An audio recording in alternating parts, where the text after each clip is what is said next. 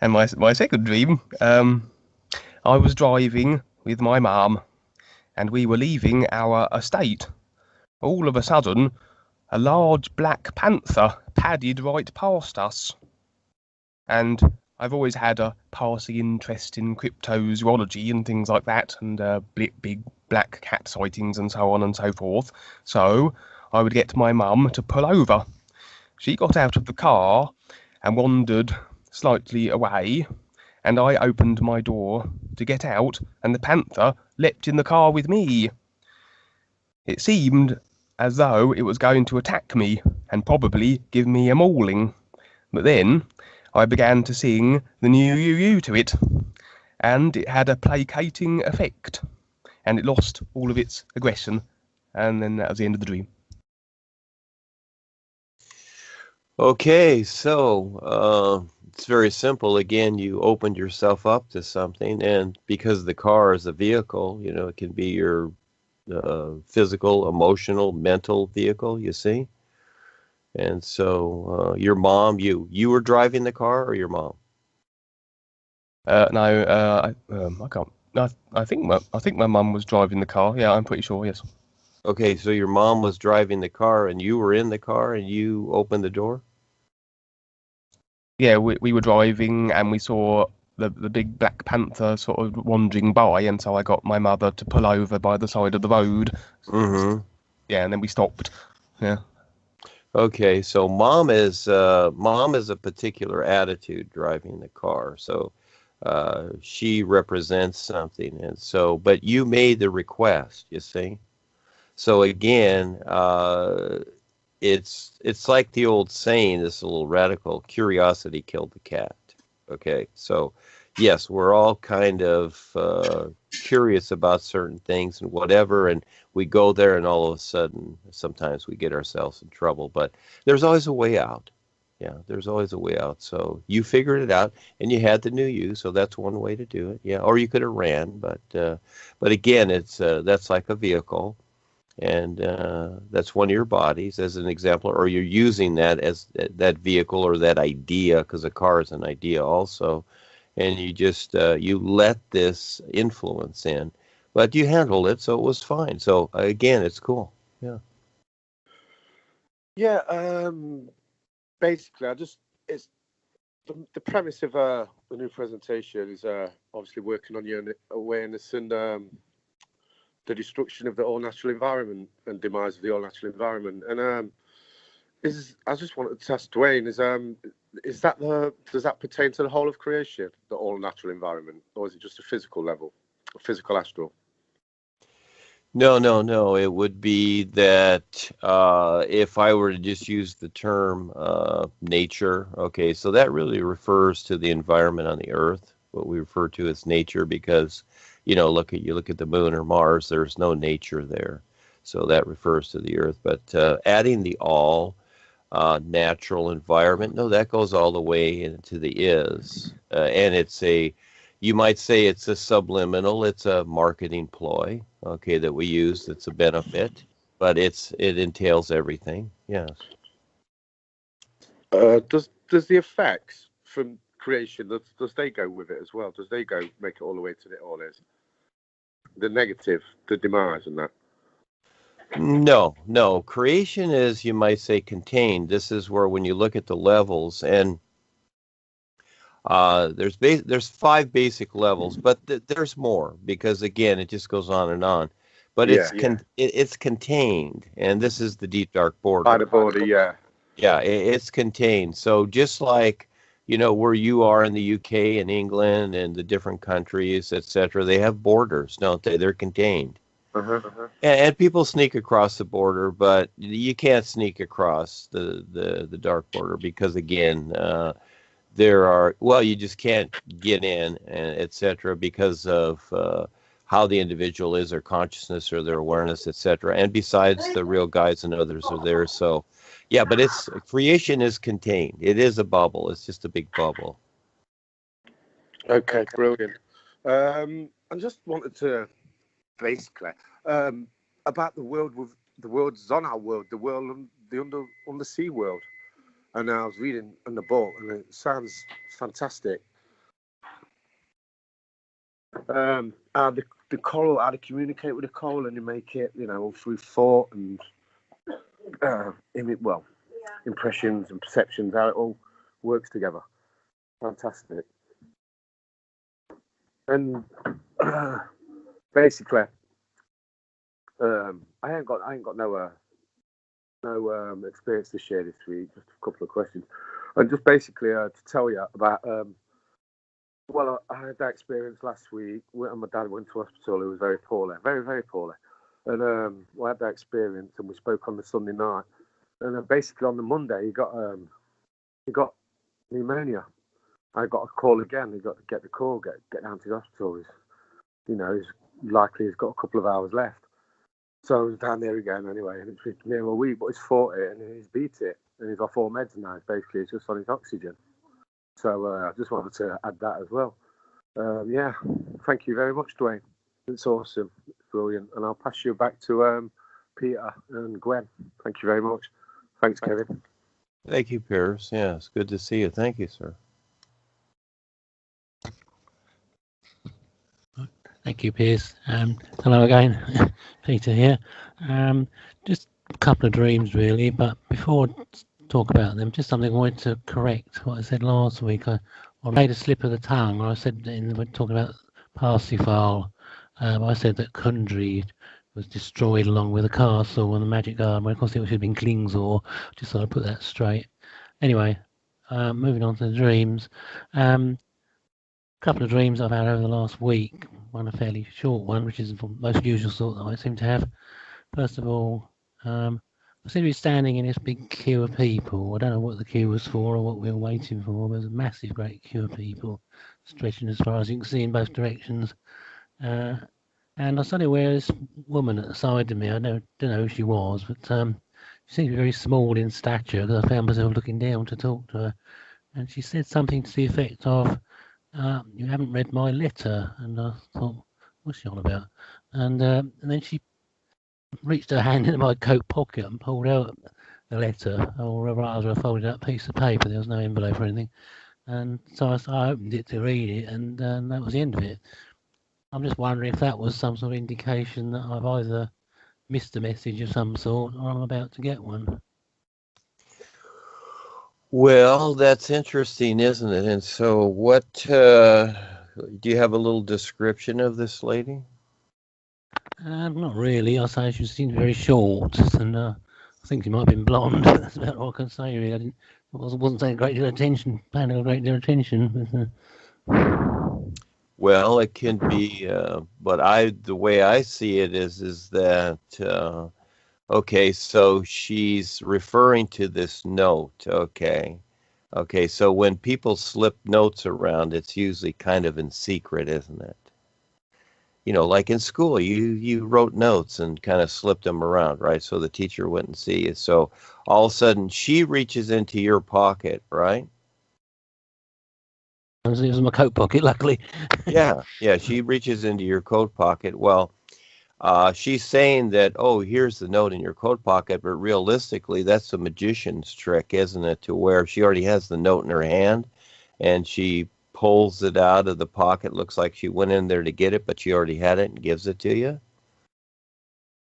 So what does that tell you? She's wanting it. She's bringing it to your attention. So in other words, this is a little gal, and in the crowd of people, I would say, that's like the social structure. So she's trying to get your attention. So it's probably Joni or the influence. Okay. Mm-hmm. Fair enough. Yeah. Okay, and the other dream I had only last night, actually, a little bit longer to explain, is I seem to be looking down on what is quite a large liner. I don't know whether it's a Queen Mary or something like that sort. I didn't see the funnels, but and it had all these strange things all the way along each side, from the pointed end, as it were, to the other end, like stem to stern, or what do they call it? Not being very nautical. And all the way along each side, there was all these, can I describe as like sort of big squares of wood, a bit like sort of flagstones, only made of wood and a bit thicker. And there was also queued up, as it were, on each side, all the way along each side of the ship. And apparently, I've somehow seemed to be aware of the fact that these were some kind of a life-saving device, a bit like a life jacket, except they're made of wood. Couldn't quite see how you could wear them anyway, but anyway. And then I was sort of made aware of the fact that apparently for each one of these bits of wood, there was some paperwork. There was a sheet of paper, like an invoice, and not with money on it, but sort of allocating it to a passenger. So each passenger was supposed to have one of these bits. And apparently I wasn't aware of doing it in the dream, but apparently at some point I'd gone through this great wad of paper for all these bits of wood and couldn't find one for Gwen and me, who were on the ship at the time. And I sort of pointed this out to somebody in charge, a captain or whoever it was. And he said, "Oh no, that's not right." He said, "Especially you two," he said, "because you saved my life." I was like, "Oh, what?" that wasn't in the dream. Us saving his life. I don't know what that was all about, but that's what he said. So that's definitely wrong. He said, "We must make sure you've got them." And next thing I knew, I was thumbing through the papers again, and then sure enough, I came across one with our name on it. So I don't know what that was all about, but perhaps you might be able to enlighten me. Well, that's an interesting one, isn't it? These things come out of left field, and they're, just like packages on a ship or whatever. Everything's different. So these were hanging on the side of a boat, like a big boat, like the Queen Mary, and the idea was they were supposed to be some kind of life jackets for the passengers. Yeah, no, I wasn't actually hanging on. They were sort of standing there, running along the sort of inside the barriers of the sides of the sides of the ship. So all the way along, they just sort of stand there, like a long sort of row of them on each side for the whole length of the ship on both sides. Okay, so like on the deck of the ship or something. Yeah, on the deck. Yeah. Oh, okay. I was kind of imagining hang them like the lifeboats. But no. Yeah. Okay. Well, that's interesting. And these were something that you'd like put on like a life jacket or something, or is that the idea? Well, I guess that was the idea. I couldn't see how you could do it because they look like solid lumps of wood to me. But there we are. It was a dream. Yeah. The wood would kind of indicate, and you're going to put it probably on like a backpack or something like that. I'm imagining, or over yourself. In other words, it's an encumbrance, isn't it? So, sometimes when you have these experiences and you wake up,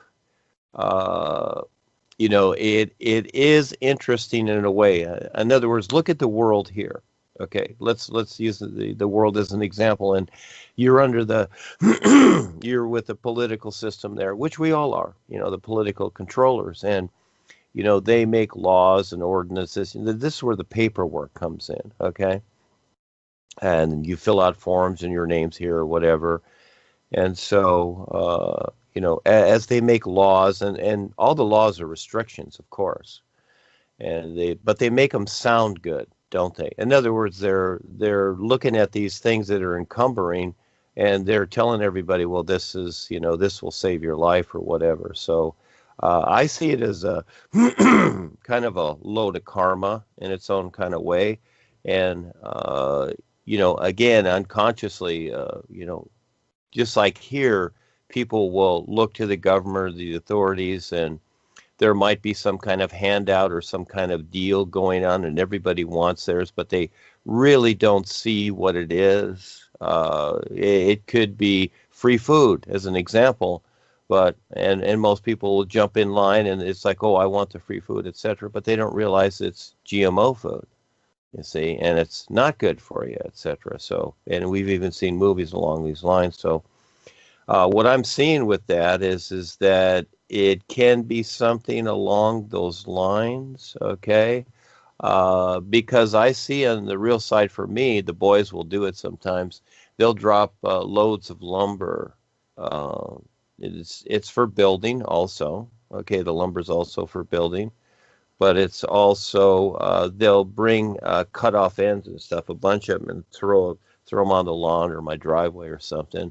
And they just kind of smile at me because it's also karma from others that I have to, you might say, burn off. So that experience is very interesting. As you look at it, you'll get a better idea of it. And you don't have to agree to it, even though you think you do, just like the systems here, etc.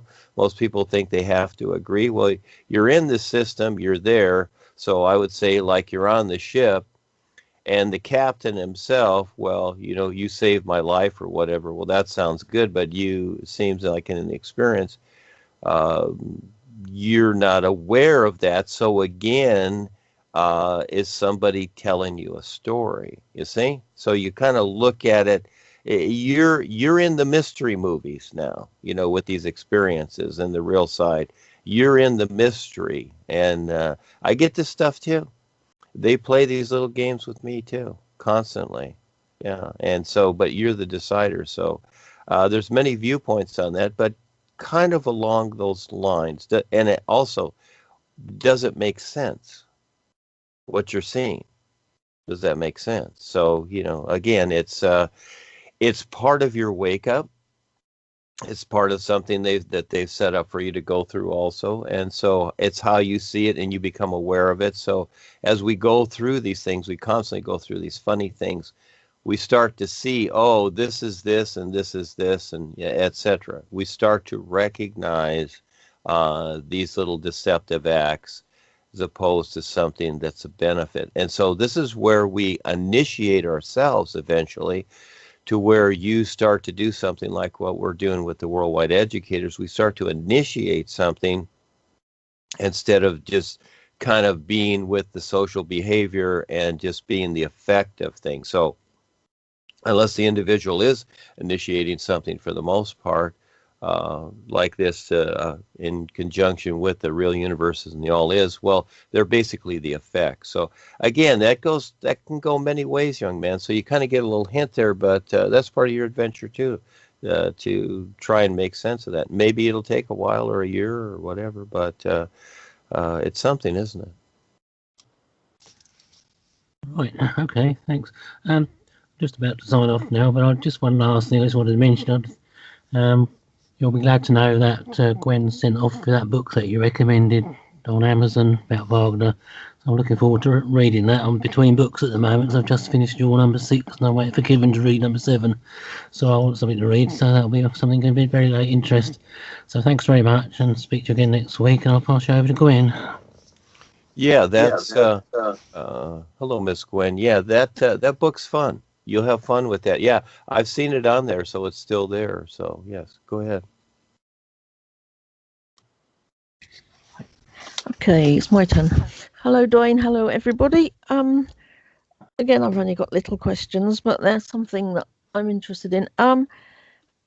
Facebook at the moment, as everybody knows, is splattered with the 5G stuff that's coming soon. I wondered a little while ago, I was looking through all this stuff. With the new presentation, obviously you're trying to get people into it, but without being mean and cruel, do you think that sometimes, because of the 5G coming so soon, it might be too late for most people? Or are you still trying to get people into it? Well, it's not that we're really trying to get people into anything. It's really, we're like the sun shining. You have to decide to see what's going on, first of all, and then decide to become involved, you might say. So it's not that we're looking to recruit people. No, that's not it. That's not it at all, because it's all about choice and awareness. It's about their awareness. So we're just, that's the adventure part.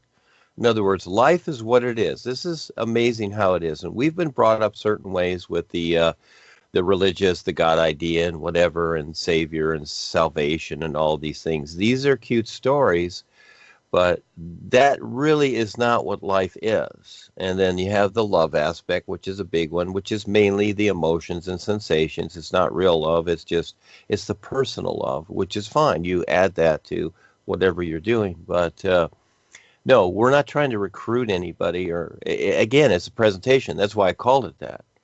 It's very real as what it is. That's it. We're just, it's just like you standing outside with a sign and looking around and just saying hi to people as they walk by, but you're not waving them down and saying, hey, come over here, I got something for you. You're really going to like this. You see, we're not used car salesmen.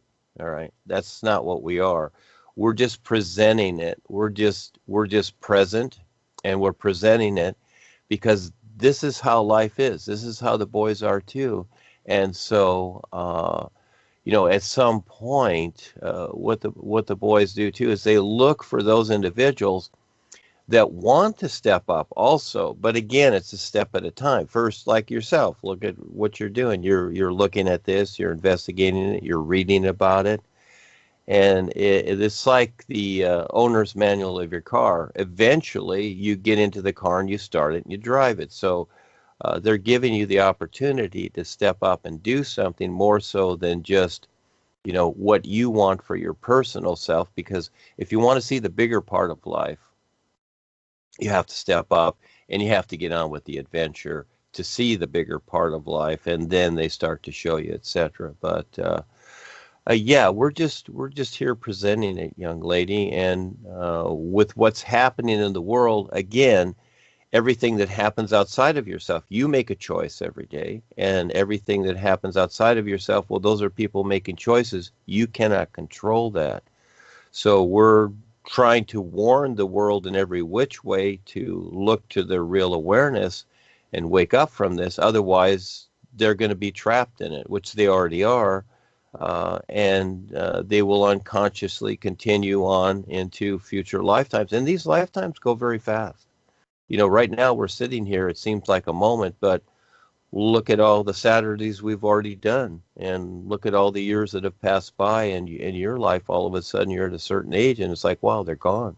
See, each lifetime is like that, and you try to bring it all together, you almost really can't. And what you cling to is memories, and that becomes your anchor as you pass over, is all your memories, because that's all you have to hang on to. So you're constantly looking at the past and trying to grasp some kind of future. So you're going back and forth, and this is where you stay in karma and reincarnation until you recognize what life is now. But no, realistically, I can't say it enough. No, you look at anything out there. You look at the politicians. They're looking for the voters. Okay, vote. They're telling people, go vote. Go vote for us, and they're campaigning. Why they should vote for that person or whatever that's campaigning. And just like Joni and the corporation, she's telling the Reeses and whatever, we want more members. Go out there and do whatever you have to get the membership. You see, we don't do that. We just create the adventure, we present it, and then we see who shows up, because this is a risk taker position, because this is something that most of the world doesn't agree to. Even though we make sense of what's going on, the world doesn't want to make sense of it. But again, we're not used car salesmen. So that alleviates you from any obligation being part of this, because you just have fun with it, sharing it, and see who's interested or not. Because again, we're not selling this to anyone. You can't. It's like the sun shining. The sun is not selling itself. It just shines. And this is the cool thing about it is that eventually when you have that complete awareness, you're like the sun shining. And then you're standing with other beings that are shining too. It's being to being. And the awareness is, you can't even imagine what that awareness is, but no restrictions. So you're on your way as you decide, young lady. Go ahead. Okay, thanks. That's probably not a very good choice of words from my part, so thank you. Another one I was wondering about, Kevin and I ages ago did shaman courses. We don't bother with it now, but there's a thing, shamanic journey, in which somebody bangs a drum like crazy, and you have to lie down and visualize yourself going to different places. My dreams I never remember, or I just remember little fragments. So is it possible to see anything new presentation wise through this shamanic journey, or is that just something completely different that won't get you anywhere? Basically those things are physical astral, and they're the hocus pocus end, and they seem like a lot like Reiki and all these things, astral projection, remote viewing, and whatever, and they are an experience. But until you have a bigger view, they're very, very limited is what they are. And actually, they start to cause situations and problems, which, again, these are things that have been done for the longest time, and they work a particular way. They work accordingly in their own little way. And just like worshiping and prayer, it does have its effects, okay? But the end result is you're stuck in a particular area. And no, these things have nothing to do with the real universes. They are simply something in creation that has been created, and it just revolves here, is what it does. That's all. It's just a little fascinating spiral that people see. And so what's being presented with the new presentation is the real connection to the real universes where you become more aware. With that, the shamanism and whatever, and some of these guys are really good. They do tricks. Jesus was good. He was taught by the real guys, but he went the psychic path and he did the tricks and etc. These are things only in creation, and he became the showman, so he took on a lot of karma with the lords of karma. We're not showmen here. We don't do tricks. That's not it, because it's about your real awareness.